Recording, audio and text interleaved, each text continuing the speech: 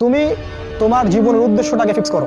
ঠান্ডা মাথায় আজকে রাতের বেলা চিন্তা করবা আল্লাহ পাক তোমাকে কি জন্য দুনিয়ায় পাঠিয়েছেন। একটু চিন্তা করবা, 1 মিনিট একটু চিন্তা করবা যে তুমি পৃথিবীতে নাই, তুমি পৃথিবীতে নাই, তুমি মারা গেছো। চিন্তা করবা তুমি মারা গেছো। এরপর চিন্তা করবা তুমি যে মারা গেছো পৃথিবীর কারো কোনো সমস্যা হচ্ছে কিনা। তুমি যে মারা গেছো পৃথিবী কি থেমে আছে?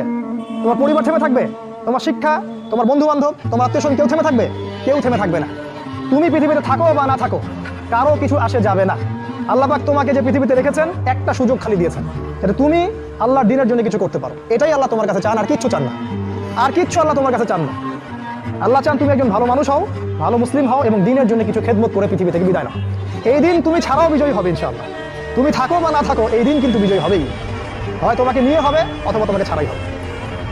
জীবনের উদ্দেশ্য ফিক্স করো। জীবনের উদ্দেশ্য একটাই, জান্নাত। জান্নাত পাওয়ার জন্য যা করা দরকার তাই করতে হবে। কোরআন হাদিস মেনে চলা থেকে শুরু করে আমল করা, আদব আখলাক সবকিছু এর মধ্যে চলে আসবে ইনশাআল্লাহ। আল্লাহ পাক তোমাকে পথ দেখাবেন। আগে তুমি জীবনের উদ্দেশ্য ফিক্স করো।